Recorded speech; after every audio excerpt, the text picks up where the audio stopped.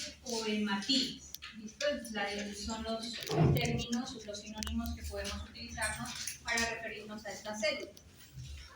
Tienen algunas particularidades morfológicas dependiendo de la especie a la cual nos estemos refiriendo. Entonces, por ejemplo, para el caso de los mamíferos, los glóbulos rojos son células que tienen una forma de disco, son discos circulares, planos, y algo importante es que no tienen núcleo. Ya en su forma madura no tienen núcleo. Recuerden la secuencia de maduración, ¿no es cierto? Que cuando ya perdía el núcleo se llamaba reticulocito, quedaban algunos remanentes de organelos y luego se ya pasaba a ser como tal el eritrocito diferenciado. En el caso de los eritrocitos del hombre, de los caninos, generalmente se ven como discos circulares bicóncavos. Bicóncavos quiere decir que tienen una depresión al lado y lado. Por eso, miren esta imagen, cuando yo evalúo un extendido de sangre de un canino, siempre se ve una palidez en la parte central de los eritrocitos, ¿sí? Esa palidez es precisamente porque es bicóncavo, entonces es más delgado en la parte central. Cuando pues se tiñen con lo que son tinciones normales de Wright o de Gibbs, ¿no? Y tienen esta coloración, generalmente se ven de un color rojo o rojizo o color ladrillo, es la tonalidad que toman. Ahora, si estuviéramos visualizando, miren esta imagen, los eritrocitos de un gato, a diferencia de la de los caninos, son discos que son más bien planos. Al ser planos, miren que se tiñen un poco más uniformemente, es decir, la palidez central tiende a ser menos marcada y hay algo más particular y es el hecho de que son más pequeños, ¿sí? Los eritrocitos de los felinos. Bueno. En el caso de las aves y de los reptiles, aves y reptiles, los eritrocitos son elípticos y tienen núcleo, muy fáciles de diferenciar. Y si estamos evaluando los eritrocitos de los camellos, en general de la familia de los camélidos, son ovalados, pero sin núcleo. ¿Listo? Entonces, esas serían algunas particularidades morfológicas para recordar. Ahora, estructuralmente los eritrocitos tienen una malla o estroma. Recuerden que en histología el término estroma lo utilizamos para referirnos a la parte conectiva o de soporte, ¿no? Ese estroma, que es de tipo proteico, sobre esa malla se deposita precisamente la hemoglobina. La hemoglobina es el pigmento respiratorio de los eritrocitos que permite el transporte de oxígeno. Y tiene externamente esta célula una membrana lipoproteica, como lo tienen la mayoría de células, ¿no? De tipo animal. En cuanto a su tamaño, pues siempre se expresa en micras y varía dependiendo pues, de la especie. Por ejemplo, decíamos que en felinos tienden a ser de menor diámetro, ¿no? ¿De qué está compuesto un eritrocito? Un eritrocito en su mayoría, en su mayor porcentaje es agua. 59 a 64% es agua. Y el porcentaje restante son sólidos. Y dentro de esos sólidos, el 90% está representado por hemoglobina. Y el 10% es lo que se denomina el estroma globular, que dijimos el estroma es esa malla de soporte de la estructura del eritrocito. Ese estroma, ¿de qué está compuesto? Y que también es parte de los sólidos, principalmente proteínas. Tiene algunos lípidos, tiene algunas sales inorgánicas. ¿Listo? Entonces, el hecho de que tenga un componente de agua tan alto es lo que hace que la célula sea sensible a veces a sufrir procesos de deshidratación o de crenación. ¿Listo? Bueno, función en general de los eritrocitos yo creo que la tenemos claro. La función principal es transportar el oxígeno, transportar los gases sanguíneos, no solamente oxígeno, sino el dióxido de carbono, producto de los desechos metabólicos, a aparece pues de la hemoglobina, ¿no? Por eso se llama esta hemoglobina, se la conoce también como pigmento respiratorio. Y otra función que cumplen los eritrocitos es que por medio de su masa, del volumen que tiene cada célula, aportan o contribuyen en general a lo que se denomina el volumen sanguíneo, y por lo tanto aquí tiene que ver con la volemia o el volumen del flujo sanguíneo. Por ejemplo, para que me entiendan, ¿qué pasa cuando un paciente por un cuadro hemorrágico, por una lesión, pierde sangre? Uno dice que la volemia disminuye. ¿Por qué disminuye la volemia? Porque se están perdiendo fluidos, se están perdiendo células, ¿sí? Los eritrocitos como tal influyen en la volemia. ¿Qué pasa cuando un paciente tiene anemia?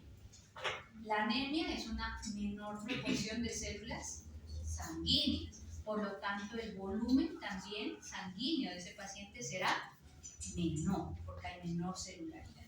¿Listo? Porque la sangre tiene una parte líquida y tiene una parte celular. Entonces cada uno cumple de alguna manera o aporta de alguna manera a lo que es el volumen sanguíneo. En cuanto al periodo de vida de los eritrocitos, la vida de los eritrocitos puede tener un rango de hasta 160 días.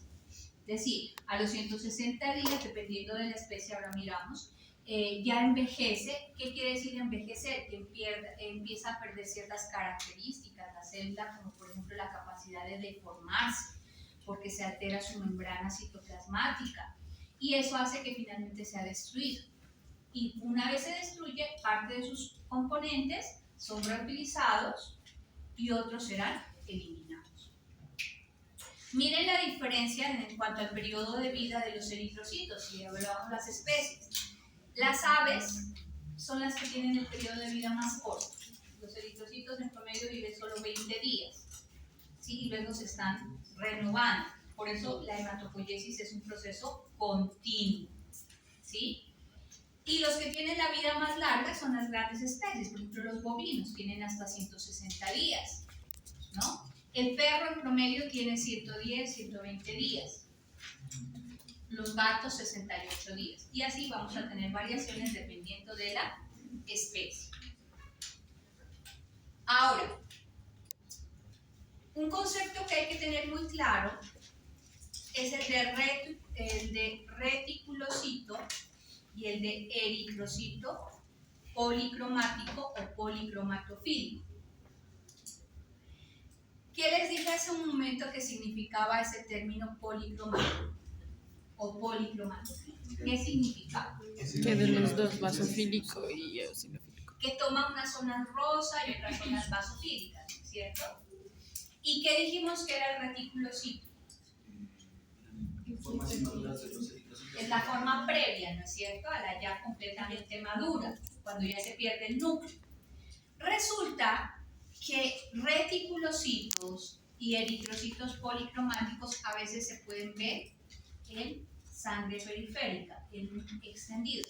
¿Cuándo utilizo uno o cuándo utilizo el otro término? Porque en realidad son lo mismo. Explico. Miren esta imagen. Estos son eritrocitos, pero miran todo el material que está teñido en el interior, que son los remanentes de algunos organelos. Entonces, esta imagen corresponde a un reticulocito. ¿Cómo yo identifiqué un reticulocito? ¿Qué requiere? Los remanentes. Tinciones subgravitales, como el nuevo azul de metileno o el azul crescitillano. ¿Listo? Cuando utilizo esas tinciones, entonces se tiñen fuertemente esos remanentes que hay en el interior. Entonces utilizo el término de reticulocito. Pero si yo miro esta imagen, esta es un extendido con una tinción de Wright. Miren esta célula y compárenla con estas que están acá. Todos estos son eritrocitos. ¿Listo? Miren la palidez central. Miren esta célula. Primero, el tamaño. Es un poco más grande, ¿cierto? ¿Qué pasa con la tinción? Se mira como más homogénea y parece que fuera más oscuro, más basofílico. Este se llama eritrocito policromático o policromatofílico. Es un reticulocito, pero que está con una tinción de Wright. ¿Me hice entender? Explico nuevamente, por favor. Reticulocito y eritrocito policromático son lo mismo.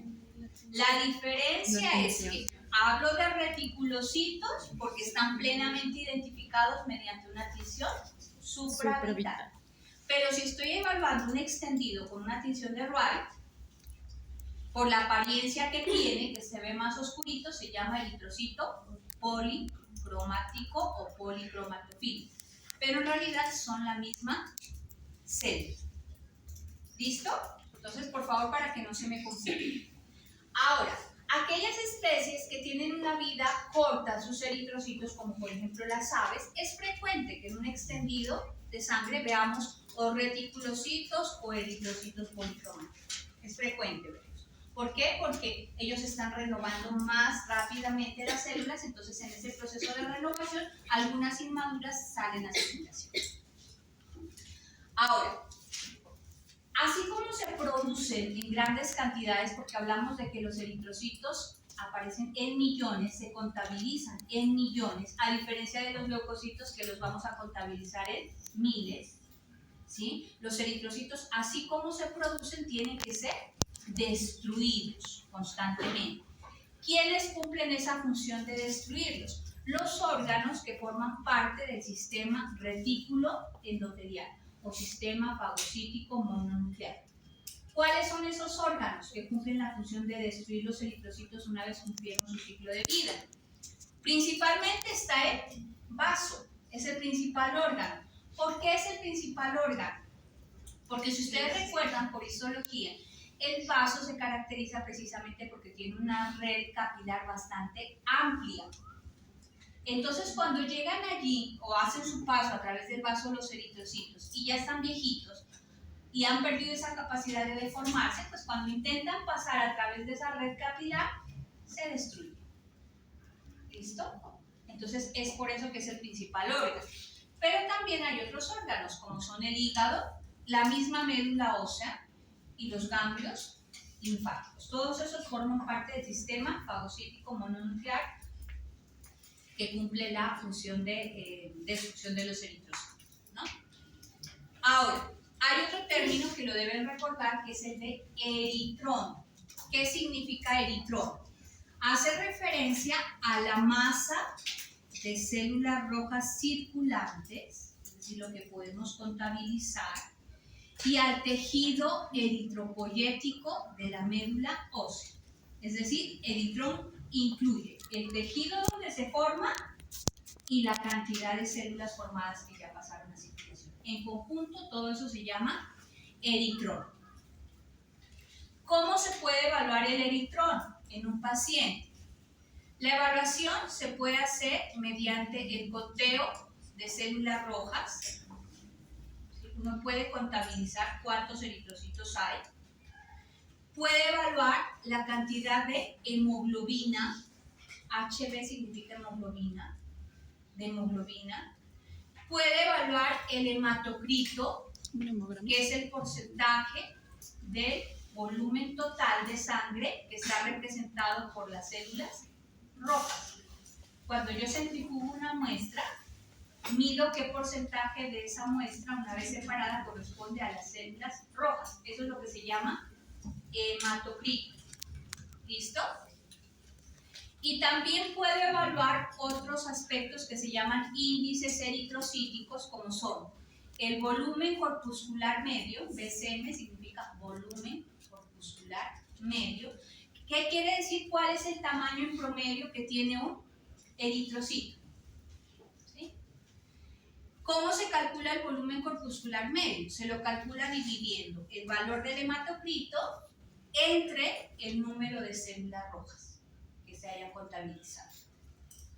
Y hay otro índice eritrocítico que se puede medir, que es la concentración de hemoglobina corpuscular media, el CHCM, concentración de hemoglobina corpuscular media. Es decir, cuánta hemoglobina en promedio tiene cada eritrocito. ¿Sí? ¿Cómo se calcula? Dividiendo el valor de la hemoglobina entre el valor del hematocrito calculado. ¿Listo? En su momento estudiaremos un poco más en detalle estos índices. Bueno, ¿qué otra información adicional me va a permitir evaluar el eritrón? Podemos evaluar la morfología de los eritrocitos y también es importante hacer la contabilización de los reticulocitos, porque cuando yo contabilizo los reticulocitos me permite estimar cuál es la capacidad de respuesta de la médula ósea ante una demanda. Porque tengan claro, por eso lo repito tanto, cuando la médula ósea es exigida y debe producir más cantidad de células, saca algunas formas inmaduras a circulación. Entonces, si me aparecen reticulocitos en sangre, quiere decir que hay un estímulo que está llevando a la médula a producir más células. ¿Estamos de acuerdo? Células rojas. Bueno, ese proceso de envejecimiento de los eritrocitos que llevará finalmente a que sean destruidos está dado porque hay cambios enzimáticos en la célula y también en la membrana celular, ¿no? que es lo que explicaría el por qué cuando ellos intentan deformarse para pasar a través de los capilares no logran hacerlo y finalmente se destruyen. Cuando ya están viejitos, esos eritrocitos pueden abandonar la circulación por dos vías o por dos rutas. Uno, como ya mencionábamos, que es la fagocitosis de las células por alguno de los órganos que forman parte del sistema fagocítico mononuclear o sistema reticuloendotelial, es lo mismo, que es lo que se denomina hemólisis extravascular. Ojo, hay que tener muy claro este tema, hemólisis extravascular y diferenciarlo de lo que es hemólisis intravascular. Entonces, hemólisis extravascular es cuando el eritrocito se destruye en alguno de los órganos del sistema fagocítico. Y cuando hablamos de hemólisis intravascular, fácil, su nombre lo dice, Dentro de los dentro del vaso sanguíneo. Cuando está circulando el eritrocito se destruye, ¿sí? Y libera la hemoglobina, la deja libre, la libera hacia el plasma, ¿no? En condiciones normales, la principal vía por la cual se destruyen los eritrocitos es la extravascular. Y en una menor proporción se va a dar a través de una hemólisis intravascular. Sin embargo, pueden haber condiciones patológicas en donde la hemólisis intravascular sea la dominante, que es lo que ocurre, por ejemplo, en las anemias hemolíticas inmunomediadas, ¿no? que es cuando se producen anticuerpos contra los propios eritrocitos y hacen que se destruyan mientras están circulando en grandes cantidades. ¿Listo? Bueno, ¿qué ocurre con esa hemoglobina una vez se libera? Porque yo les decía que hay componentes del eritrocito que deben ser reutilizados, ¿sí? Por el organismo. Entonces, miren, dentro de los componentes que principalmente se utilizan estaría el hierro, ¿sí? El hierro queda disponible para que la médula vuelva a utilizarlo para sintetizar hemoglobina y por lo tanto producir más glóbulos rojos. Los aminoácidos, porque miren que es hemoglobina. La parte globina son proteínas del eritrocito. Estos aminoácidos que forman parte de esas proteínas también se reutilizan. Regresan a los depósitos naturales del cuerpo. ¿Y qué pasa con esos otros pigmentos que forman parte de la hemoglobina? O sea, la parte M, que es la parte de pigmentos. Entonces, en ellos se rompe el anillo de protoporfirina, se produce CO2 y ese CO2 se elimina a través de los pulmones como resultado de esa degradación. Y el resto de esa molécula pirrol, que es la parte de los pigmentos, se transporta hacia el hígado como bilirrubina libre. ¿Y qué pasa en el hígado? En el hígado se conjuga, ¿sí? Con el ácido glucurónico y una vez conjugada se libera a través de la bilis, luego pasa al intestino y allí se forma lo que se llama el urobilino. En este esquema les voy a volver a explicar toda esa secuencia porque es importante tenerla siempre en cuenta, porque eso es lo que explicaría el por qué en algunos pacientes, cuando hay anemias hemolíticas inmunomediadas, presentan hiperbilirrubinemia, porque presentan ictericia y porque hay otros cambios clínicos. Pónganme mucho cuidado y si hay algo que no entendemos me dicen, lo repito. vuelvo a este esquema respecto a lo que les acabé de mencionar. Miren, tenemos la hemoglobina. La parte, miren aquí de los componentes. Algunos van a ser utilizados, la parte de globina son las proteínas, se reutilizan, la parte de la globina se reutiliza. La parte M es lo que tienen los pigmentos, ¿sí? De esos pigmentos, el principal es la biliverdina. La biliverdina luego se convierte en bilirrubina. Esa bilirrubina hasta este momento está libre, está circulando a través del plasma, pero para poder llegar hasta el hígado, se une a unas proteínas transportadoras, al albúmina.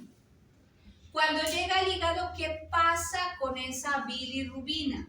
Se conjuga, es decir, se une al ácido glucurónico. Por eso es diferente hablar de bilirrubina libre, que es cuando está en el plasma, a hablar de bilirrubina conjugada. Por ahora recuerden eso. Bueno, cuando ya está en el hígado y ya se conjugó, ¿cuál es el siguiente paso de la bilirrubina? Ser excretada a través de la bilis. ¿La bilis a dónde pasa? Al intestino. ¿Qué hay en el intestino? Normalmente, bacterias, hay flora bacteriana. ¿Qué hace esa flora bacteriana? Transforma esa bilis, esa bilirrubina conjugada, en urobilinógeno por acción bacteriana. ¿Por qué explico esto? Porque, por ejemplo, un paciente que esté recibiendo dosis muy altas de antibióticos mata la flora bacteriana y se altera la síntesis o producción de urobilinógeno. ¿Qué pasa con ese urobilinógeno? Ese pigmento. Resulta que parte de ese pigmento se reabsorbe, ¿sí?, por vía intestinal y pasa nuevamente a la circulación porta. Otra parte de ese pigmento pasa a la circulación general y llega al riñón y se elimina en la orina, que es lo que le da parte del color amarillo a la orina. Entonces, parte del color amarillo de la orina es por el urobilinógeno, en parte. ¿Y qué pasa con la otra parte? Se convierte en estercobilina, que la estercobilina es lo que le da el color a la materia fecal. ¿Claro hasta ahí? En este otro esquema, siempre refuerzo hasta 3 veces esto porque es clave para entender algunas patologías. Volvamos. Eritrocitos se rompieron, tenemos la parte de la E y la globina. Entonces la globina son las proteínas que se reutilizan, el hierro también se recicla y se reutiliza, y la parte de la bilirrubina primero está libre en sangre, luego llega al hígado, se conjuga con el ácido glucurónico, luego pasa al intestino, por acción bacteriana se convierte en urobilinógeno. Ese urobilinógeno parte se reabsorbe y pasa a circulación porta, otra parte pasa a la circulación general y llegará hasta el riñón y le da el color a la orina, y otra parte dará el color a la materia fecal, que es la estercobilina. ¿Por qué es clave tener claro esa secuencia? Y les doy un ejemplo sencillo, a ver si me entendieron. ¿Qué pasaría si hay una obstrucción biliar en el paciente? Hay cálculos a nivel de la vesícula. ¿Qué va a pasar por deducción? No van a bajar. La bilis no va a poder llegar a intestino. No se va a formar el urobilinógeno ni tampoco estercobilina. Entonces, mi pregunta, ¿qué color tendría la materia fecal de ese paciente? Pálido, color arcilla, indica que hay un proceso obstructivo. ¿Qué pasará además por deducción si hay obstrucción de las vías biliares? ¿Qué pasa con ese exceso que hay de bilis, de bilirrubina aquí, que no ha podido seguir su curso normal? Parte va a sangre, hay un proceso de reflujo. ¿Qué tendrá el paciente? Miren que si uno entiende este ciclo es fácil deducir lo que puede ocurrir clínicamente. Bueno, ahora, continuando, ¿cuáles son los requisitos para una eritropoyesis normal? Lo más importante es que la médula ósea esté funcional, ¿no es cierto? Porque es ahí donde se da la hematopoyesis. Que haya un adecuado aporte de hierro. ¿El hierro es donde lo recibe el paciente? En la dieta, es un aporte nutricional. Que haya adicionalmente otros microelementos como cobalto, cobre, vitaminas y proteínas que también formarán parte y son necesarios para la síntesis de hemoglobina. Y algo muy importante, que haya una producción adecuada de eritropoyetina, que se produce ¿en dónde? En el riñón. Entonces necesitamos un paciente con un riñón sano que me produzca eritropoyetina. ¿Qué función cumple esa eritropoyetina? Aumenta la cantidad de células que están en desarrollo, aumenta la velocidad de maduración de todo ese ciclo que miramos y aumenta finalmente la liberación de esas células ya maduras hacia circulación. Esa es la función que va a tener. Bueno, entendido eso, o recordado más bien esa parte, veamos ahora cuál es la morfología normal de los eritrocitos. La forma normal de un eritrocito depende, ¿sí?, de ese equilibrio determinado por las propiedades tanto estructurales de la membrana y de la hemoglobina bajo algunas influencias, tanto intra como extracelulares. Es una célula, entonces dependerá del ambiente en el cual está. Un eritrocito normalmente es una célula deformable porque tiene que estar pasando a través de una red capilar y varios componentes tisulares. Entonces tiene que tener la capacidad de reobtener su forma después de pasar a través de estos vasos sanguíneos, ¿no? A menos que ya esté muy viejito, que es como les decía cuando se destruye en ese proceso. Variaciones en la forma de los eritrocitos podemos encontrar tanto en condiciones patológicas como en algunas condiciones fisiológicas. Patológicas. Puede ser resultado de anormalidades intrínsecas, es decir, de la propia célula, como cambios en el ambiente, ¿sí?, o factores in vitro. Y les pongo un ejemplo sencillo. ¿Qué pasa en un paciente en donde en el plasma haya una osmolaridad alta, una concentración alta de sales? ¿Qué pasa con el eritrocito? Se crema, se deshidrata. ¿Listo? Entonces vamos a encontrar esos cambios cuando evaluemos en un extendido la morfología. Entonces hay que evaluar qué es lo que está pasando en el paciente. O puede estar dado porque manejamos mal los anticoagulantes. Recuerden que dijimos cuando hay una cantidad excesiva de ciertos anticoagulantes causa también deformación de los eritrocitos. Bueno, por eso tengan en cuenta que evaluar la morfología de los eritrocitos es una de las cosas que nunca deberíamos desaprovechar. Cuando nosotros mandamos a hacer un hemograma a un paciente, parte de los resultados que debemos pedir y que nos deberían entregar es la evaluación morfológica de los eritrocitos. No solamente es que nos digan cuántos eritrocitos tiene, qué cantidad de hemoglobina tiene, sino también que me reporten si hay cambios morfológicos. ¿Por qué? Porque resulta que la interpretación de esos cambios morfológicos me puede en algún momento ayudar a definir el diagnóstico de mi paciente.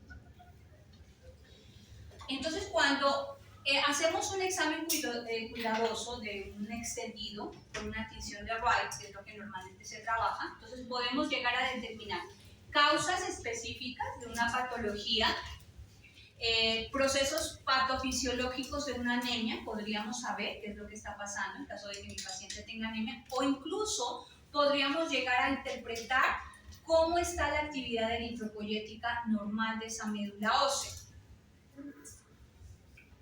En las clases yo les voy a siempre a poner a interpretar imágenes, porque yo les decía que la interpretación es bien importante. Porque puede ser que en los exámenes yo les incluya algunas imágenes. ¿Listo? Entonces, no solamente es trabajo en laboratorio, sino también puede ser evaluado. Entonces, vayan familiarizándose y cuando hagamos esto en clase aprovechen lo que estamos haciendo. Por eso a veces me demoro un poquito más. Si estamos atentos a lo que miramos hace un momento, díganme qué es esto, lo que estoy señalando.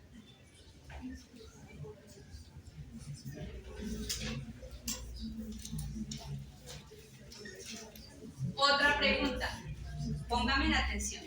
¿Qué células son estas?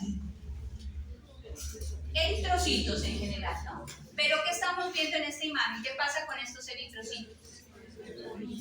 Hay varias formas, ¿no es cierto? Hay unos pedacitos, hay otros más chiquitos, otros más grandes, unos tienen una palidez más marcada, otros tienen irregularidades en el contorno. ¿Qué pasa con estos que estoy mostrando? Muy bien, son eritrocitos policromatofílicos, porque esta es una tinción de base. Se miran así, más basofílicos y más grandes. Si utilizara una tinción supraorbital, diría que son réticos. ¿Claro? Bueno, entonces, ¿por qué digo que se puede evaluar la actividad eritropoyética específica? Porque si a mí me reporta el laboratorio que hay eritrocitos policromáticos, quiere decir que la médula ósea está activa, está trabajando bien ante una demanda mayor. ¿Estamos de acuerdo? Bueno, veamos ahora algunas anormalidades morfológicas de los eritrocitos. Entonces, cuando yo evalúo un eritrocito, puedo observar anormalidades de tamaño, de forma, de color, y también puedo determinar si hay inclusiones intracelulares. ¿Sí? Estas condiciones o características tienen unas denominaciones particulares. Cuando encuentro anormalidades en el tamaño, voy a utilizar el término de anisocitosis. Si encuentro anormalidades en la forma, voy a hablar de poikilocitosis. O simplemente puedo referirme a que hay aparición de algunas inclusiones intraeritrocíticas. Hablemos de cada una de ellas. Empecemos con las anisocitosis, que son las alteraciones en el tamaño, sin que haya alteración de la morfología. Ojo, anisocitosis solo es alteración del tamaño, ¿no? En condiciones normales, recuerden que los perros y los gatos pueden presentar ligeras anisocitosis que no se consideran patológicas, no son de valor diagnóstico, ¿no? Entonces, por eso decimos que la anisocitosis o toda condición en general, ¿no? Para que se acostumbren cuando estamos en patología clínica, debe clasificarse en su condición, si es leve, si es moderada o si es severa. Siempre debe clasificarse.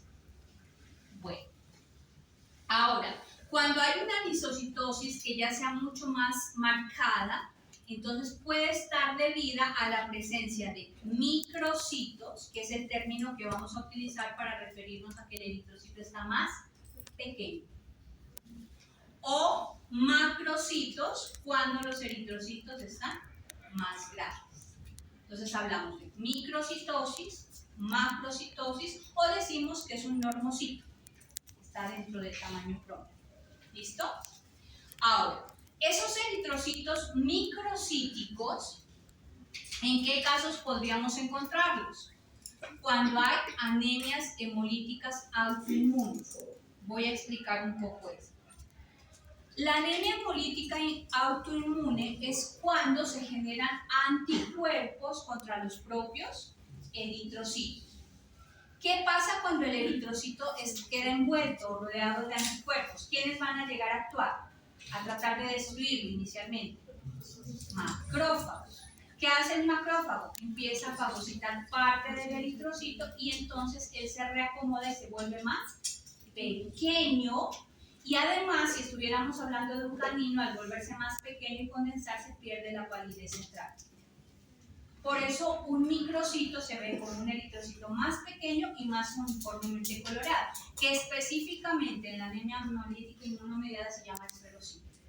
Es uno de los hallazgos típicos o clásicos de una anemia hemolítica inmunomediada. ¿Cuál puede ser otra explicación de que aparezcan microcitos? Una microvasoconstricción. Si hay vasoconstricción generalizada, pues el eritrocito se adapta a un vaso más de un diámetro menor, reduciendo su tamaño. En la anemia por cuerpos de Heinz o en la anemia por deficiencia de hierro. Más adelante detallamos un poco más cada una de ellas. Ahora, Los eritrocitos macrocíticos, es decir, los más grandes, ¿en qué casos pueden aparecer?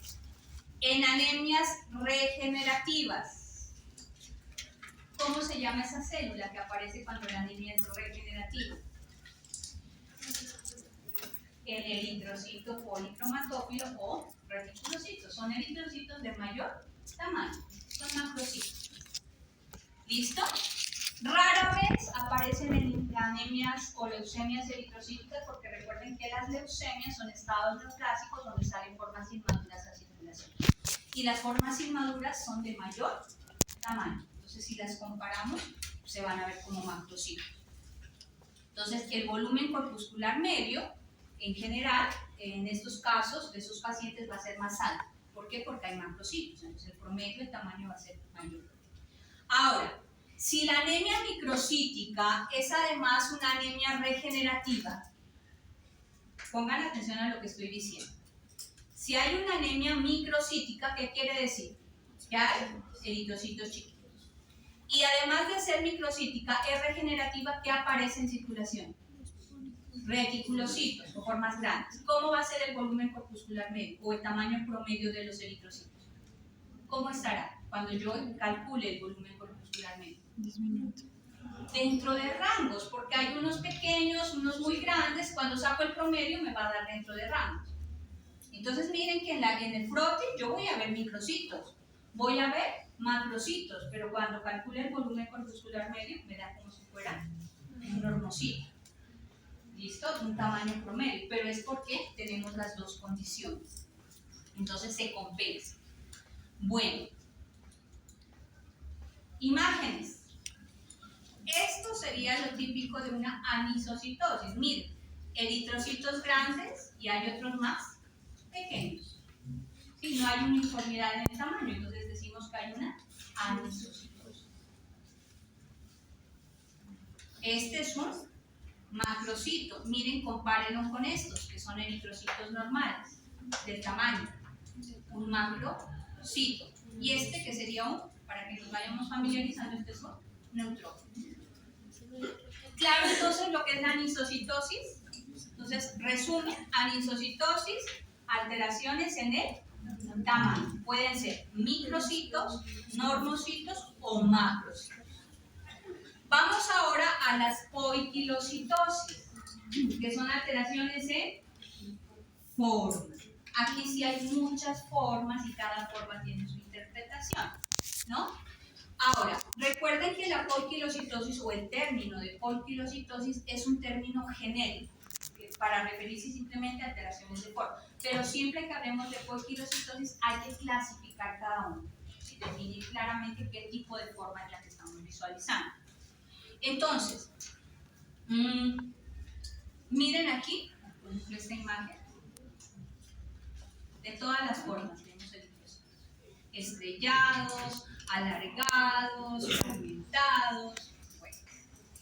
Entonces, podríamos decir que la poiquilocitosis es una alteración inespecífica, ¿sí?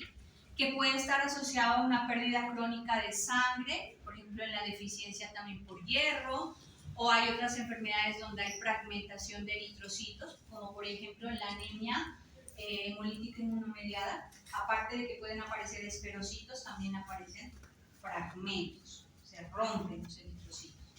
O en intoxicaciones por plomo, ahora hablamos de cada una de ellas. Entonces, empecemos a hablar de los diferentes tipos de poiquilocitos que podríamos encontrar y cómo se interpretan. Tenemos primero lo que se denominan los acantocitos, que son estos que están aquí mostrados con las flechitas. Los acantocitos también se los llama células espiculadas, ¿no? Y son eritrocitos que tienen unas proyecciones irregulares en la superficie que por lo general en el extremo son algo ensanchadas en su parte terminal, es decir, no terminan en punta, sino son prolongaciones con extremos rombos o redondeados. Esos acantocitos, ¿por qué se forman? Son resultado de los cambios que sufren los lípidos de la membrana celular, ¿sí? Resulta que la membrana celular empieza a aumentar el nivel de colesterol, ¿sí? Por lo tanto, hay un exceso de membrana y ese exceso de membrana se repliega en el eritrocito y da lugar a esa forma. ¿Listo? Son excesos de membrana por cambios en los lípidos plasmáticos. Condiciones particulares donde podríamos encontrar los acantocitos. En caninos que sufren de hemangiomas o hemangiosarcomas esplénicos. ¿Qué tipo de neoplasia es el hemangioma? ¿Y en qué sitios se presenta frecuentemente?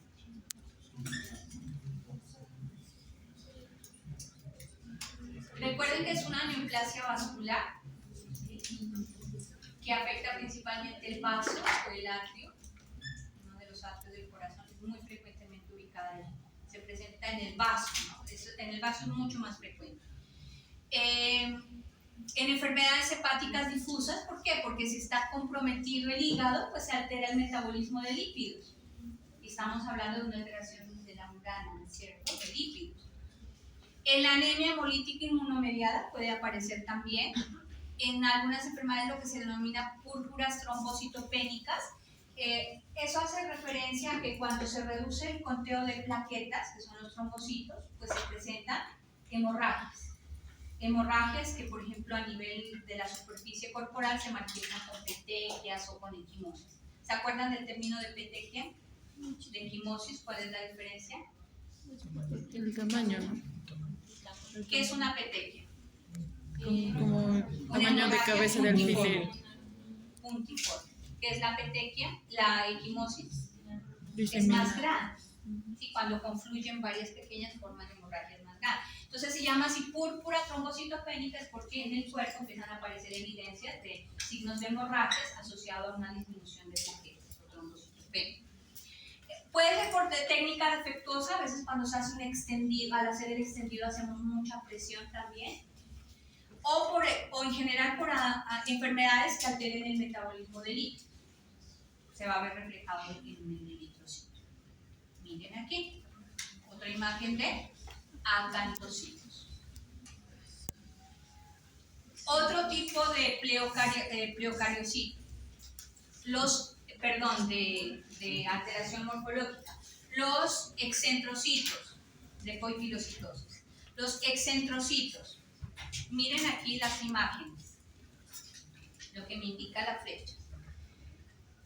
Estas células, estos eritrocitos, lo que van a sufrir es una condensación de la hemoglobina cuando están expuestos a alguna toxina oxidativa y que llevará luego a la formación de lo que se denominan los cuerpos de genes.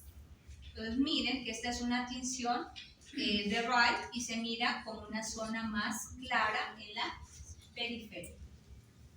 ¿Listo? Esos son los excentrocitos por condensación de la hemoglobina. ¿Qué es lo que puede producir esa condensación? Entonces aquí tenemos intoxicación con acetilfenitracina, con cebolla, con paracetamol, con AINES o pacientes diabéticos, ¿no? En un estado de diabetes ácido pueden presentar intoxicación de este tipo, ¿no? Y se puede, de alguna manera, esos excentrocitos se pueden representar como una alteración, información o fusión de una membrana. Miren acá, excentrocitos. Excentrocitos y luego darán lugar a la formación de los cuerpos de genes. Ya les explico lo que son los cuerpos de genes. ¿Qué es un cuerpo de genes? Aparecen como pequeñas estructuras, miren las flechas circulares, dentro de la célula, o que pueden incluso sobresalir. Pueden ser del mismo color de la célula o pueden verse como estructuras más pálidas, ¿no? Entonces, si yo lo quiero ver como lo estoy viendo aquí, que se ven basofílicos, tendría que utilizar un colorante vital, es decir, nuevo azul de metileno o el azul de citrillano. ¿Listo? Para verlo así, azul, basofílico. De lo contrario, solo se miraría como una zona clara y como una zona refringente. ¿Qué significa el término refringente? ¿O qué entienden ustedes por refringente? Cuando yo les digo es una estructura refringente. Histología, ¿nos acordamos? Ahí utilizamos ese término. Cuando yo estoy evaluando el microscopio, en este caso en extendido, cuando yo manipulo el micrómetro, puedo ver que refleja luz. Eso es refringente. Es una zona clara, pero al manipular el micrómetro se mira reflejar la luz. Eso es refringente. Esta zona pálida va a ser refringente. Y si la quiero ver así, vasofílica, pues utilice un nuevo azul, una coloración supravital. ¿Listo? Entonces, ¿qué son los cuerpos de Heinz? Son masas de hemoglobina desnaturalizada. Entonces, porque recuerden que el excentrocito, dijimos, era hemoglobina también que ha sufrido oxidación. Es igual aquí, les corresponde a hemoglobina desnaturalizada por efectos de los agentes oxidantes, es decir, todos esos agentes que mencionamos hace un momento, la difenilhidracina, la cebolla, el paracetamol, los AINES, todos ellos son también precursores de la formación de cuerpos de Heinz. Su forma es irregular, pueden aparecer como gránulos refringentes cuando están fuera de foco, y por eso también se los conoce como cuerpos refringentes a los cuerpos de Heinz. En general, estas serían las condiciones en las cuales se pueden formar cuerpos de Heinz: pacientes diabéticos con hipertiroidismo, pacientes con linfomas, o por efecto de agentes oxidativos, ¿no? Todos los que ya habíamos mencionado hace un momento. Y hay algo importante que hay que considerar aquí, es que un gran número de cuerpos de Heinz puede causar un incremento erróneo de la hemoglobina. Cuando se calcule o se evalúe la hemoglobina de estos pacientes, hay que correlacionar. Si me están reportando muchos cuerpos de Heinz, seguramente la hemoglobina también va a estar elevada. No porque tenga más hemoglobina el paciente, sino por este efecto. Aquí tenemos cuerpos de Heinz con una tinción supravital. Entonces, ¿qué son estos? Reticulocitos. Es una tinción supravital. Particularidades. En los felinos sanos es posible detectar normalmente hasta un 5% de cuerpos de Heinz. En esta especie es normal.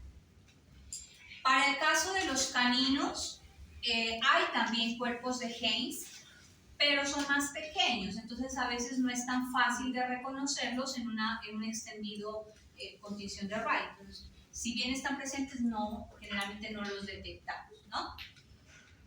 En conclusión, ¿qué podemos decir en cuanto a los excentrocitos y los cuerpos de Heinz? La formación de excentrocitos frecuentemente acompaña la formación de cuerpos de Heinz, en el caso de los caninos. Vamos a otra alteración de fórmula. Los equinocitos. Los equinocitos los conocemos más frecuentemente con el nombre de crenocitos o crenación, el proceso de crenación de los eritrocitos. Son eritrocitos que tienen varias proyecciones, pero son proyecciones puntiagudas. ¿Cómo se llamaban los otros eritrocitos que tenían proyección? Acantocitos. La diferencia era que el acantocito era romo, el borde romo. En este son puntiagudos. ¿Listo? Uniformemente separados. La crenación, en el otro se acuerdan que las proyecciones eran bien irregulares, ¿no? Aquí son bien parejitas, ¿no? Generalmente la crenación se considera un artefacto frecuente en los frotis sanguíneos, ¿sí? El resultado de que el frotis se seque lentamente, o por ejemplo cuando se expone a álcalis o ácidos, ¿no? O cuando hay exceso de anticoagulante, cuando se trabaja con muestras de sangre vieja. Entonces, todo eso a veces es por mal manejo de la muestra. La crenación por eso se considera como un artefacto principalmente. También pueden aparecer en otras condiciones, por ejemplo, ocasionalmente en pacientes caninos que presenten o sufran de linfomas, cuando hay desequilibrio electrolítico, cuando hay uremia. ¿Qué significa uremia? El término uremia. Exceso de nitrógeno ureico sanguíneo, ¿no? Intoxicación por doxorubicina. ¿Qué es la doxorubicina?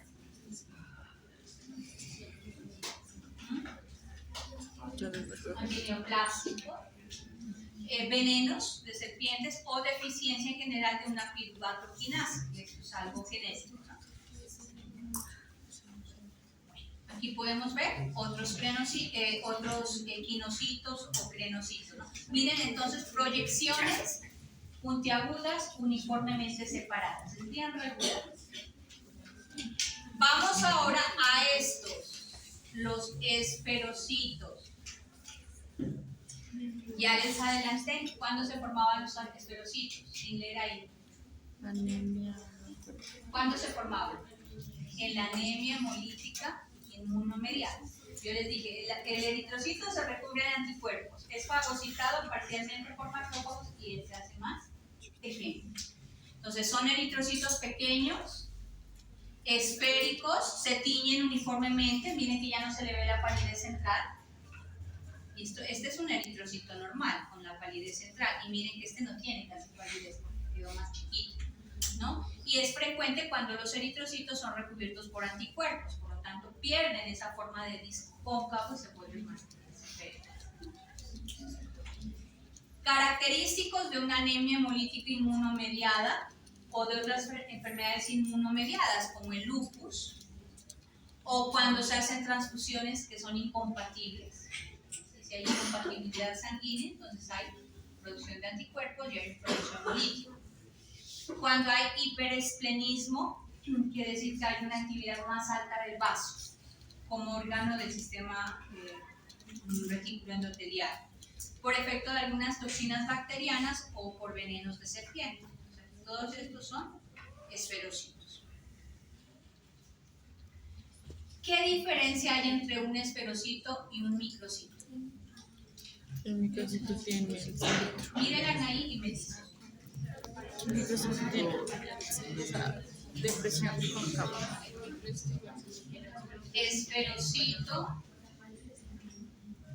microcito. El microcito es un eritrocito pero más pequeño. Entonces tiene su palidez central. El esferocito es más pequeño, pero miren que ya no tiene la palidez. Entonces, realmente si queremos hacer la diferencia, a veces uno utiliza el término de microcito para referirse a esferocitos, pero el esferocito nunca tiene palidez central. El microcito es un eritrocito más pequeño.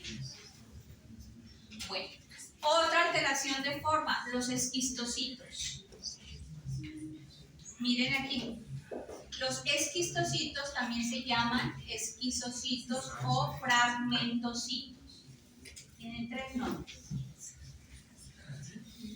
¿Qué son? Como su nombre lo indica, fragmentos, de trozos o pedazos de eritrocitos que han sido destruidos durante la circulación al ser cortados por filamentos de fibrina. Explico.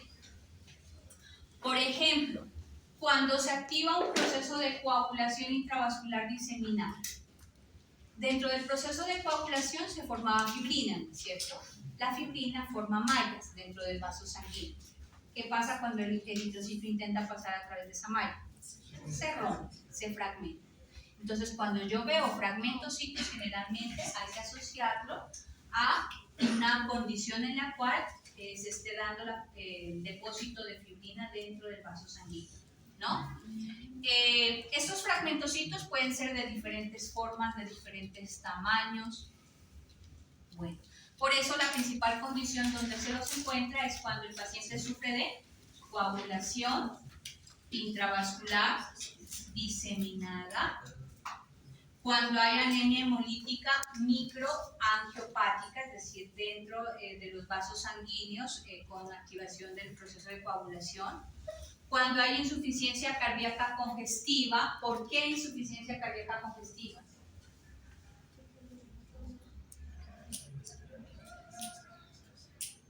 ¿Qué pasa cuando hay insuficiencia cardíaca congestiva? Hay un éxtasis sanguíneo, ¿cierto? Si la sangre se estanca en ciertas regiones corporales, no tiene un flujo normal. Y si hay un éxtasis sanguíneo, ¿qué se favorece? Los procesos de coagulación. la formación de trombos. Y por lo tanto, si hay coagulación, la formación de esquistos.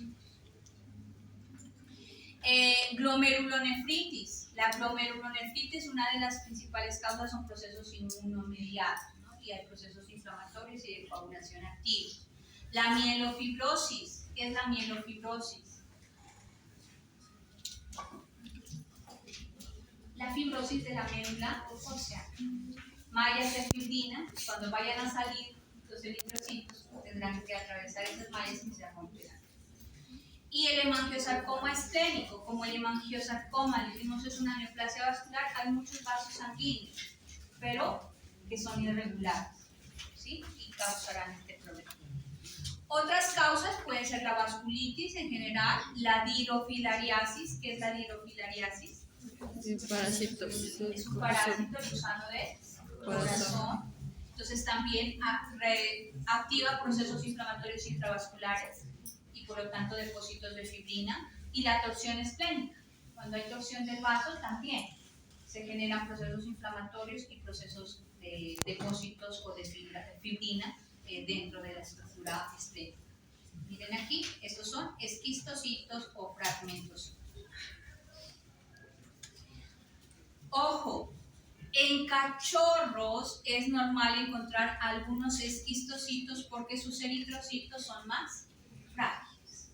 Entonces, fácilmente al pasar a través de cualquier vaso sanguíneo podrían romperse, fragmentarse. Aquí tenemos más esquistocitos. Si llega a haber una alteración del medio y hay una hiposmilaridad, el agua tiene que entrar al eritrocito y eso quedaría Aumenta el tamaño, y explota. se dematiza y podría llegar a romperse. Entonces eso se consideraría también Lo que pasa es que al romperse pueden quedar algunos fragmentos, pero también hay liberación de la hemoglobina, entonces hay otros cambios adicionales, pero no es la principal causa, ¿no? Bueno, vamos ahora hacia los leptocitos. No se me vayan a perder con esto. Leptocito es otra subclasificación dentro de ¿qué estamos hablando? Dentro de la poikilocitosis. Ojo, repito el término. Poikilocitosis es alteración en la POR. Y dentro de la poikilocitosis hay una variante que son los leptocitos. Y dentro de los leptocitos hay varias subdivisiones. ¿Listo? Entonces, los leptocitos, ¿cuál es la característica de los leptocitos? Que son eritrocitos que tienen una membrana celular muy delgada, su pared es muy delgada, muy débil, y tiene una superficie mayor que la del contenido, entonces se pliega y toma varias formas. ¿Listo? Eso es lo que ocurre. Entonces, exceso de membrana delgada que se va a replegar. Bueno, los leptocitos pueden tener varios tamaños, varias formas, ¿no? Pueden ser algunos, de acuerdo a su coloración, lo que se llaman ortocromáticos o policromáticos. ¿Qué significa ortocromático? ¿Qué color tiene? Anaranjado. Color ladrillo. Y policromáticos, mezcla, ¿no? Entre basofílico y eosinofílico. Entonces, los leptocitos, por ejemplo, ortocromáticos pueden aparecer en enfermedades hepáticas, en la ictericia obstructiva, cuando hay deficiencia de hierro, los policromáticos cuando hay anemias regenerativas y que decíamos corresponderán a lo que se llaman los reticulocitos o eritrocitos policromáticos. Bueno, esta imagen en general corresponde a leptocitos, pero hablemos de los diferentes leptocitos que podríamos encontrar.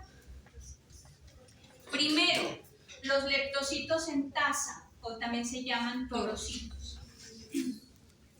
Estos eritrocitos tienen una zona central pálida, redondeada, muy bien definida, y tienen un anillo periférico que corresponde a la hemoglobina que se mira más densa. ¿Listo? Y es frecuente encontrarlos en anemias hipocrómicas por deficiencia de hierro. Me adelanto aquí ya algo que es bien frecuente y que hay que recordarlo siempre. las anemias por deficiencia de hierro siempre son microcíticas hipocrómicas, siempre. ¿Sí? E incluso la principal causa de una anemia microcítica hipocrómica es deficiencia de hierro, para tener en cuenta. ¿Listo? ¿Qué quiere decir? Que cuando yo evalúe la morfología de los eritrocitos, ¿cómo los voy a ver? Eritrocitos pequeños y con una palidez central amplia, pálidos. Estructuras pequeñas y muy pálidas. Bueno.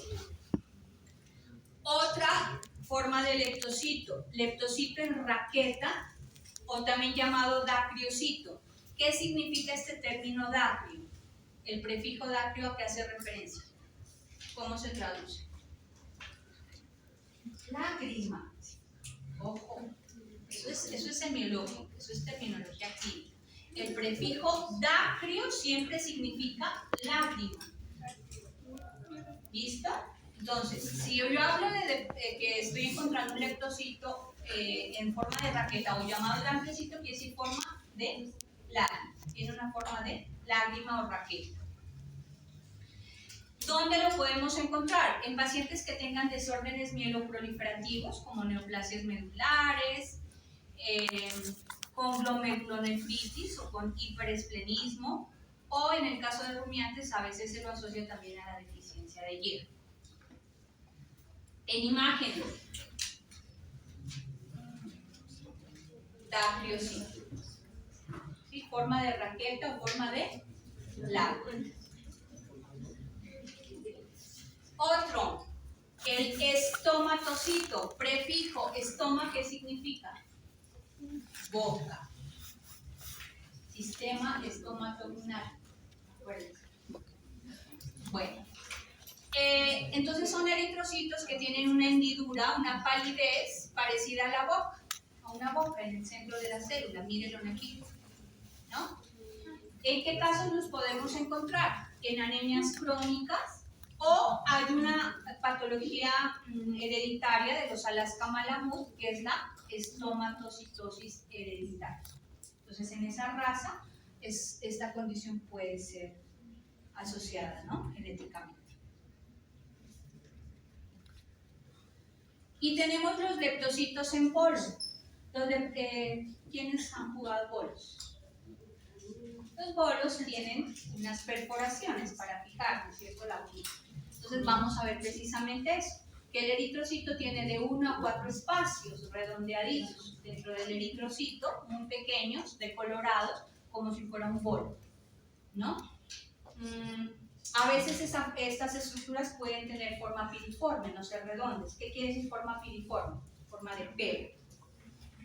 Cuando encuentren estructuras intraeritrocíticas de forma piriforme, uno de los diferenciales que hay que hacer es la babesia. Recuerden que la babesia es un hemoparásito intraeritrocítico que con frecuencia tiene forma piriforme. Entonces, si tienen dudas de que sea un defecto de forma o en realidad que sea una inclusión, tienen que hacer una tinción específica, tinción generalmente de Giemsa o de otro tipo que fije más las estructuras, ¿no? Si es una estructura, como la babesia, la define más una Giemsa, ¿no? Bueno, leptocito en célula plegada, miren esta estructura, leptocito en célula plegada. Son eritrocitos que tienen una barra central. La hemoglobina se pliega y forma una barra central. Y a cada lado pues se mira claro, una zona pálida. Entonces esa membrana plegada simplemente corresponde a la membrana hemoglobinizada que se ha plegado. ¿Listo? Y se puede presentar junto con los estomatocitos en algunas anemias crónicas. Tenemos el leptocito del tiro en blanco, o también llamado células en diana, o dianocitos, o podocitos, o célula en sombrero mexicano. Todos esos son sinónimos. Mírenlo aquí. La parte central es más oscura, luego viene una parte pálida y luego viene una zona oscura. Tiro al blanco. ¿Han jugado al tiro al blanco? Esa es la Diana. ¿Sí? Miren. Tiene varios niveles, entonces aparecen varias áreas hemoglobinizadas intercaladas con áreas pálidas, ¿no? Es frecuente en pacientes con anemias hipocrómicas regenerativas, pacientes con deficiencia de hierro, con hepatopatía colestásica, porque se altera el metabolismo lipídico, depresiones de la médula ósea o después de esplenectomías. Más claros, dianocitos, zona central oscura, zona pálida, zona azul. Tenemos los ovalocitos. Este sí ya es otro tipo de poiquilocitosis. Los que acabamos de ver eran variantes o variantes de los leptocitos, que repito, los leptocitos eran eritrocitos con un exceso de membrana que se replicaba del tiempo. Otro tipo, entonces, de los poiquilocitos son los ovalocitos. Ovalocitos o también llamados erictocitos, ¿no? Fácil de diferenciarlos, miren, porque son eritrocitos en forma ovalada o en forma elíptica, ¿listo? Que pueden aparecer en anemias macrocíticas, en leucemias, en algunos desórdenes mieloproliferativos, pero no olviden que esa forma es característica o típica de algunas especies, ¿no? ¿Como cuáles? Aves y reptiles. Las aves y los camellos. Los camellos tenían eritrocitos elípticos, sin que sea una alteración morfológica. Y tenemos otra combinación que son los equinoelictocitos. Los equinoelictocitos se presentan por alteraciones de los fosfolípidos de la membrana del eritrocito. Entonces miren que son alargaditos y aparte de eso tienen prolongaciones, ¿no? Y es frecuente en pacientes con alteraciones renales, como la glomerulonefritis. Ahora sí, ¿por qué un paciente con alteración renal? Ojo que yo, ¿por qué me demoro a veces tanto en las clases? Porque yo tengo que recordarles un poco de fisiopatología o preguntarles de fisiopatología, que eso es parte de la evaluación que yo hago en los talleres y en los casos clínicos. Entonces, mi pregunta, ¿por qué un paciente con enfermedad renal, como la glomerulonefritis, puede tener alteraciones en lípidos de la membrana? No hay un adecuado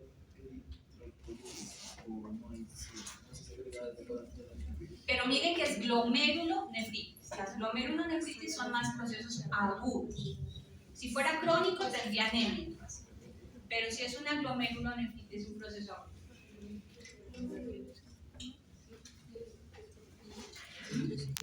Bueno, les voy a ir ayudando.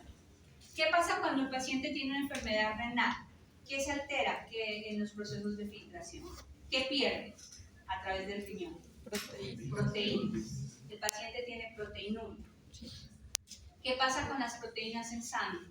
Disminuyen, entonces tendrá hipoproteinemia. Los lípidos para transportarse, ¿qué necesitan? Proteína. Si no hay proteínas para transportar lípidos, el paciente tendrá hiperlipidemia. Si tiene hiperlipidemia, ¿qué tendrá mi paciente además? Lipiduria. Y si hay alteración de los lípidos, se va a reflejar también en esto. Miren que todo tiene una explicación. ¿Quedamos claros o nos perdimos? No, sí. ¿Repetimos? Y eso lo vamos, cuando entremos a ver la parte renal, profundizamos un poco en eso. Pero miren, son cosas básicas, ¿no? Si uno recuerda cuál es la función del riñón y qué pasa cuando él se altera, uno puede deducir por qué estos cambios. Entonces miren lo que les estoy explicando. Si mi paciente tiene un problema renal, una afectación glomerular, el glomérulo deja escapar proteínas. Entonces yo tengo que decir que lo frecuente que encontraría en ese paciente es que tiene proteinuria y por lo tanto tendrá hipoproteinuria. Si tiene hipoproteinemia, recuerden que las proteínas son transportadoras de muchos elementos. Uno de los elementos que transporta son los lípidos, siempre forman complejos.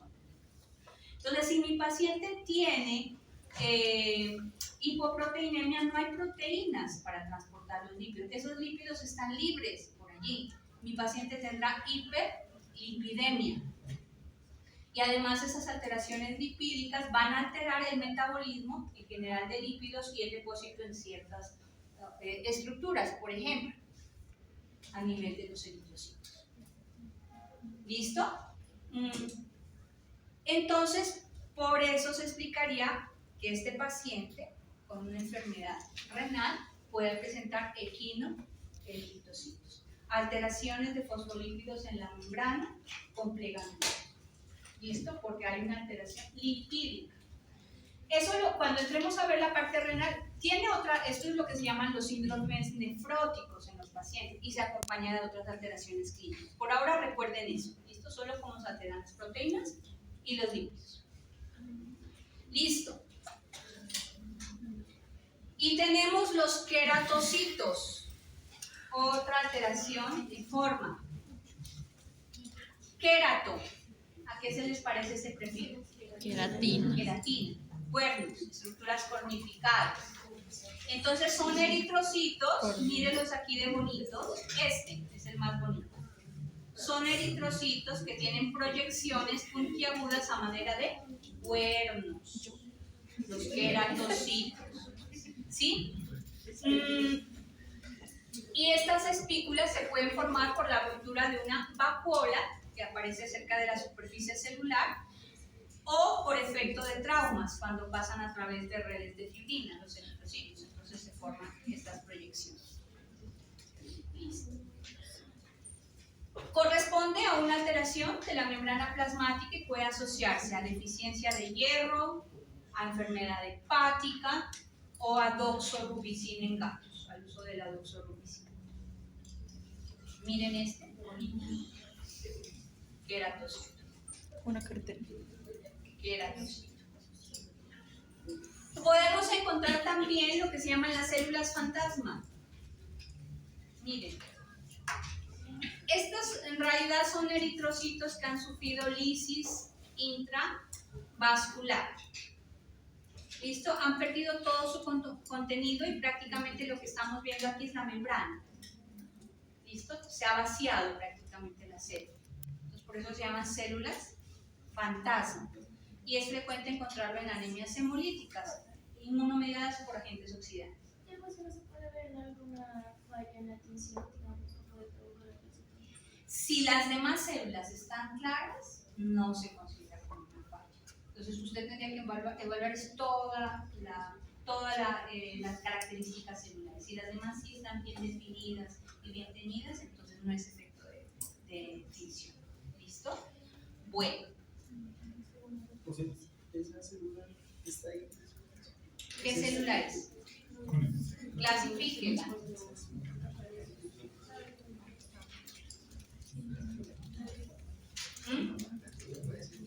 ¿Qué es? Un neutrófilo. Lo que pasa es que, miren, tiene varias lobulaciones. Lo que pasa es que los lóbulos no están siempre bien formaditos desde una parte central, pueden estar más dispersos. Y además que miren que estas lobulaciones parece que fueron una sola estructura, ¿no es cierto? Pero en realidad miren que sí hay constricciones del núcleo, sino que están unidas por puentes, lo que se llaman por puentes de cromatina, pequeños, delgados y parece que fueron una sola estructura, pero corresponde a un neutrófilo. Listo. Entonces, miren lo que hemos hablado hasta ahora, ¿no es cierto?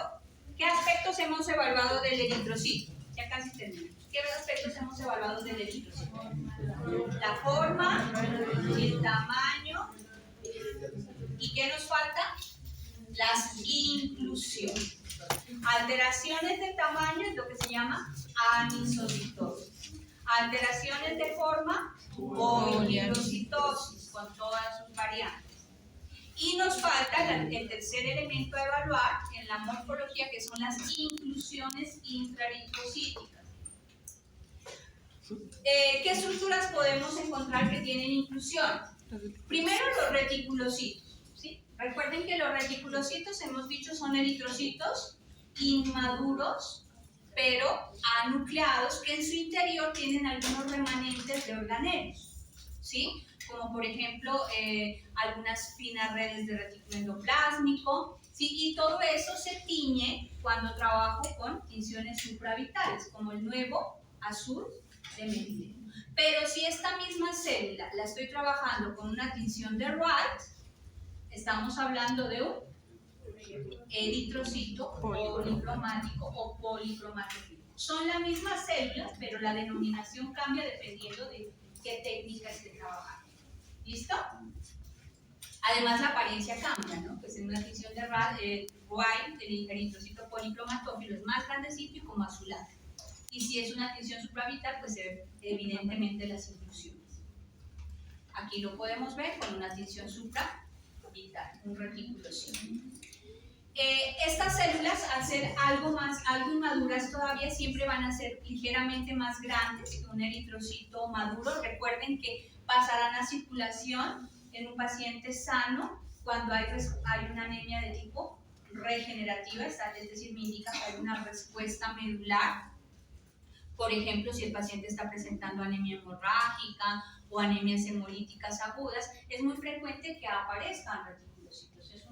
Es una manera de saber que hay una adecuada respuesta de la médula ósea ante esa demanda.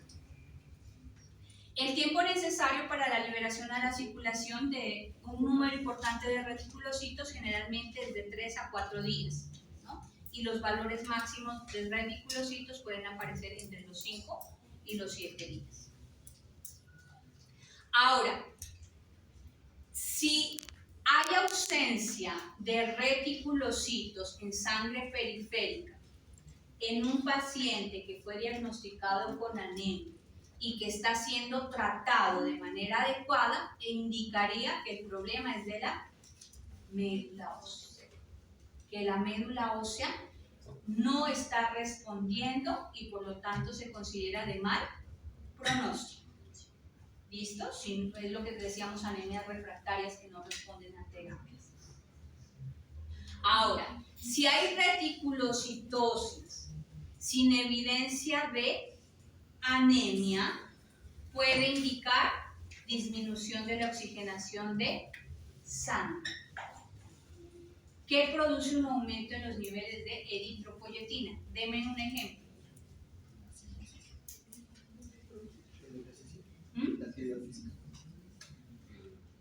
Pero eso es temporal. Pero miren que estamos hablando de reticulocitos.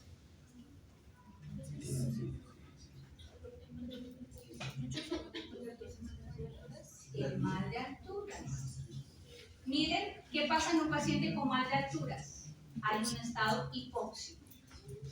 Y si hay hipoxia, recuerden que acabamos de decir hace un momento, la hipoxia es el principal estimulante para la producción de eritropoyetina.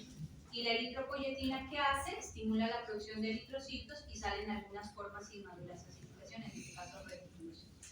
Entonces, ojo con lo que se dice en esta presentación. Si mi paciente tiene anemia y está respondiendo, aparecen reticulocitos. Pero si mi paciente no tiene anemia y hay reticulocitos, evalúe cualquier otra causa que lleve a una baja oxigenación.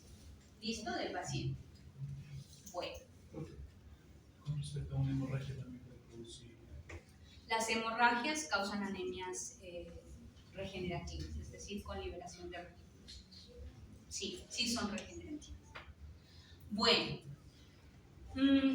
es, digamos, normal encontrar cierto porcentaje de reticulocitos o de eritrocitos policromatófilos, ¿no?, en sangre. En perros se considera normal hasta un 3%, en gatos un 3,2%, ¿no? Y es indicativo, vuelvo y repito, que la médula ósea está trabajando adecuadamente, está respondiendo de manera adecuada. Hay que hacer lo que se llama una corrección en el porcentaje de reticulocitos. ¿Sí? ¿Por qué? ¿Por qué se debe hacer la corrección? ¿Por qué creen?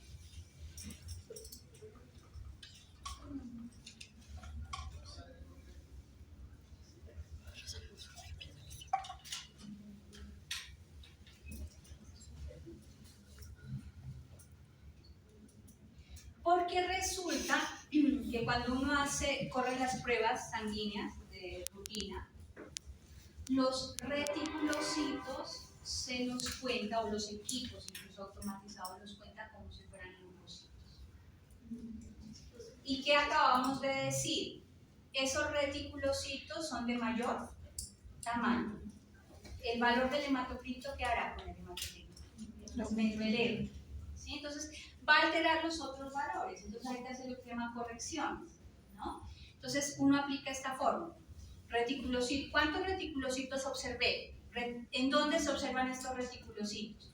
Cuando yo hago un extendido de sangre, parte de lo que uno corre, o la prueba que uno corre, es hacer el recuento diferencial de leucocitos. O sea, una cuenta 100 células, y de esas 100 células dice tantos son neutrófilos, tantos son basófilos, tantos son eosinófilos, tantos monocitos. Y si cuando estoy haciendo ese conteo encuentro reticulocitos, debo reportar. Cuando yo estuve contando los 100 leucocitos, me encontré tantos reticulocitos, que es el número que reporto aquí. Reticulocitos observados, ¿no? Pero aquí utilizo el porcentaje. ¿Por qué digo porcentajes? Por los 100. En los 100 leucocitos que estaba contando, tantos reticulocitos me encontré, por eso se lo reporta en porcentaje. Y se lo multiplica por el hematocrito, por el resultado del hematocrito del paciente dividido entre un hematocrito que yo consideraría normal o de rango para ese individuo. ¿Listo? Y de esa manera voy a obtener una corrección de reticulocitos. Estos son otros datos que puedo utilizar para interpretación del recuento de reticulocitos, ¿no? Sin respuesta a la anemia se considera cuando encuentro valores por debajo del 1% de reticulocitos. Con una respuesta ligera en perros entre el 2 y el 4% y en gatos del 1 al 2%. Una respuesta moderada cuando los valores en perros alcanzan hasta el 20% o en gatos hasta el 4%. Y respuesta marcada mayores al 20% o mayores al 5% para gatos. Entonces, estos son los valores de referencia que vamos a utilizar para evaluar cuál es el grado de respuesta dependiendo del porcentaje de reticulocitos. Una recomendación para que no se me asusten, ¿no? Lo que son valores de referencia no los tienen que memorizar. Yo siempre en los casos les paso los valores con los cuales trabajo. Ustedes interpretan simplemente. Bueno. Para el anterior les tengo una duda.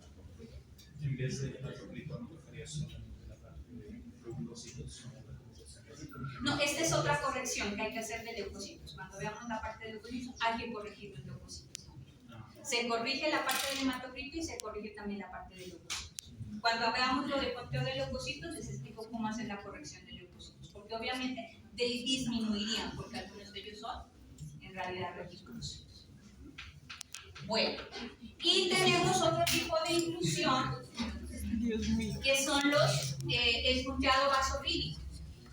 ¿Sí? El punteado basofílico, como miran aquí en la imagen, se caracteriza por varias agregaciones punteadas de un material azul de forma granular, y esto puede ser indicativo de policromatofilia. ¿Sí? A veces la policromatofilia, es decir, el eritrocito se lo ve homogéneamente basofílico o se lo mira con punteado basofílico, es como una variante, ¿no? Se puede producir en anemias regenerativas, también junto al punteado basofílico pueden aparecer eritrocitos nucleados. Recuerden que el eritrocito cuando alcanza su madurez ha perdido el núcleo. Cuando me aparecen eritrocitos nucleados en circulación y además me aparecen eritrocitos con punteado basófilo, ojo con lo que les digo, sospechen de intoxicación por plomo. ¿Cuál es la causa más frecuente de intoxicación por plomo en nuestro medio? Cuando utilizan los tarros de pintura para darles de beber agua a los animales. ¿Esto por qué los tarros de pintura? Las pinturas tienen plomo y en esos tarros queda plomo, remanentes de plomo. Entonces a veces ellos acceden o a la misma pintura.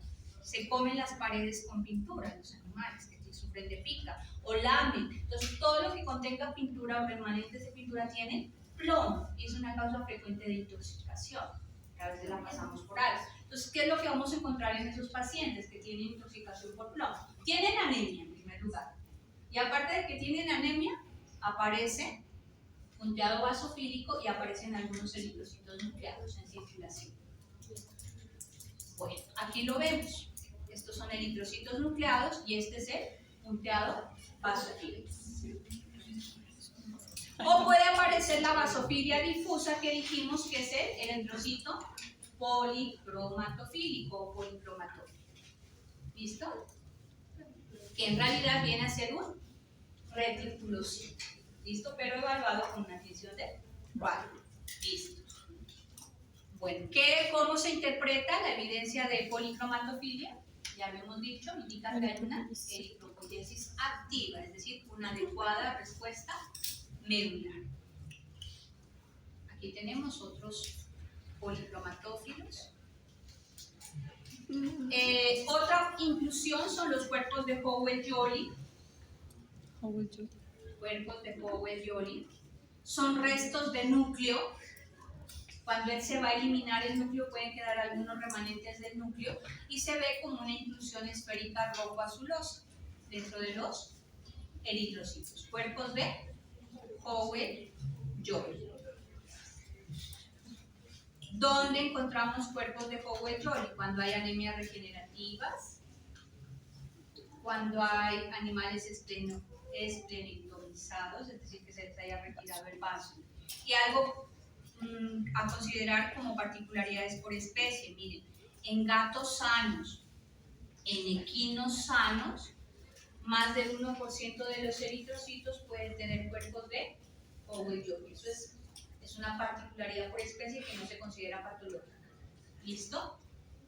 También cuando el paciente ha sido sometido a terapias continuas con corticosteroides, también pueden aparecer cuerpos de Howell-Jolly, ¿no? O por alteración de la función esplénica. Otra imagen con cuerpo de Howell-Jolly. Los glóbulos rojos nucleados. Cuando encuentro glóbulos rojos nucleados en circulación, puede que sea un metarrubicito o un rubicito, es decir, una forma inmadura de un eritrocito. ¿Listo? Que pasó a circulación. Bueno, ¿cuándo podemos encontrar esto? Cuando hay respuestas a anemias hemorrágicas o hemolíticas agudas, o sea, demasiado elevadas, que ya la médula ósea con liberar reticulocitos no le es suficiente, sino que saca formas más inmaduras, ¿no? A circulación.